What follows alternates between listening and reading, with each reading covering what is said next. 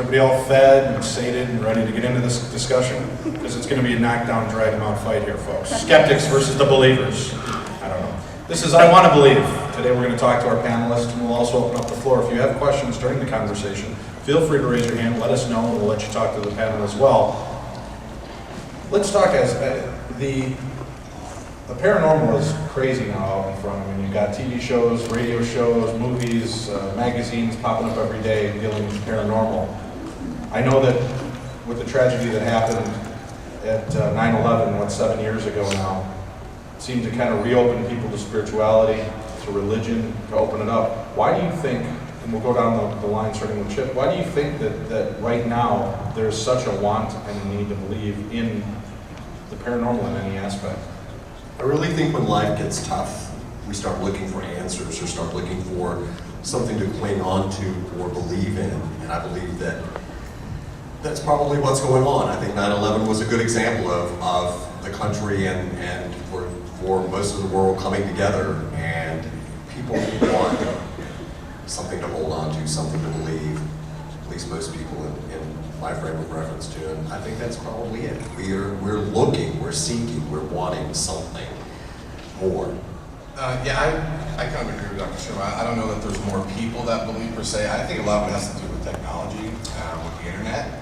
I think over the last 20 years, it's easier for people to express their feelings now, anonymously a lot of times. It's easier to find groups to discuss the paranormal with.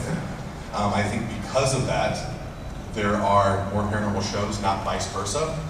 I think the web allowed people to have a voice over the last 20 years, 30 years. 9/11 was almost a decade ago now, right? It's really crazy when you think about it. Almost 10 years have already passed. But I think it's just a lot safer now for people to express their beliefs or their experiences. It's easier for them to share.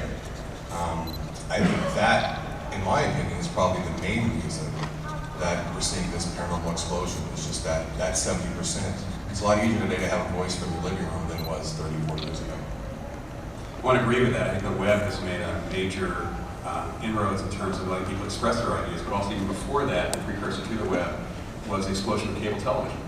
We didn't have many channels, so those of you who are old enough to remember living in some place where you had 5 channels growing up, and now there's 500, there's still nothing on. So, which is the old joke, but the reality is that in the 80s, there was a real explosion of the number of outlets for media. It wasn't that there were necessarily a greater percentage of shows. If you look at the number of channels versus the number of shows, it's probably less percentage now than it was before, but when it comes to podcasting and radio shows on the internet, you're really increasing that whole coverage. On top of that, I think 9/11 did do something, as Dave mentioned, that it brought religion into politics because of what happened. And so people are now talking about belief more than they are about so-called fact and science. And I think we're really seeing, I hate to bring politics into it, but there's a kind of a real problem going on in politics where all this is becoming part of the day-to-day talk on just about all of it. So it's not just, when you talk about religion, you have to talk about some of these paranormal beliefs as well. The more we test for things like the paranormal and so on, we'll just get better at refining whether there's something there or not, and that's how science works. And then when we make contact with aliens, well, I think we're much more likely to make contact with bacterial grade ETs. They're probably on Mars for sure. I think that's likely to be found. As for getting the signal from from Planet Vega or something through the SETI program, that's less likely, simply because I think they're probably out there. Indeed, it would be pretty unlikely and a great waste of space that Would you repeat that last part? I think they're probably out there. Simply by the probabilistic argument, 100 billion stars, 100 billion galaxies, multiply them, and the probabilities that we're the only planet that all this came together, this concatenation of conditions to give rise to life, it seems pretty unlikely. Therefore, they're probably out there. Do I think aliens exist? That's another discussion, but watch Paranormal State and you'll see at least 3 of us up here who went out and yelled in the middle of a field, power up, and one person yelled another thing that we won't admit. Blaster power. So we're gonna blast your power. Trust me, Chip will have a new slogan that will replace Margaret 2 Mondays from now. So it's a wonderful episode. You'll see. Do I believe ETs exist? I say exactly, almost verbatim what you you say. It's pretty egotistical to think we're the only life force, and you agree, Dr. Shermer, in the universe. We don't know, but it would be egotistical to think that we're the only semi-intelligent life forms in the universe. Well, that's still up for debate too. And that is up for debate, so yeah, I love going out and hunting for ghosts. I think we all do, and let's do it again. Ladies and gentlemen, thank you.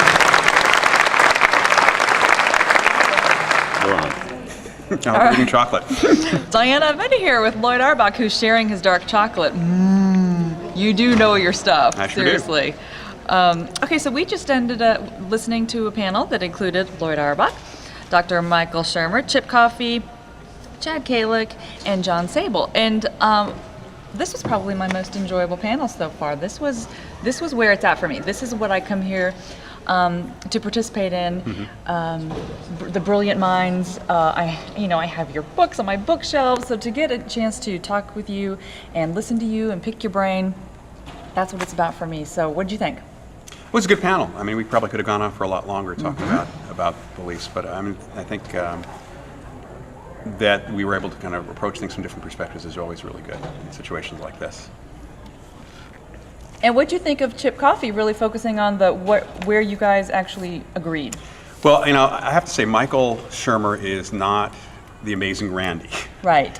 He is, first of all, he's respectful of other people. I think that Chip brought that out. That's a real important thing. And when I start seeing the true disbelievers, as I like to call them, just like there are true believers, the true disbelievers who have as much faith in science as people have faith in religion. It's coming from their heart, but it's a very emotional thing.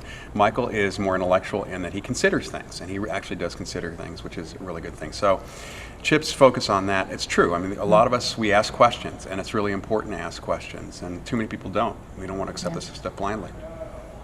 Right on. All right, well, are we gonna hear from you again? I'm speaking Saturday night. Saturday night? Yeah. Right on. Well, I'm looking forward to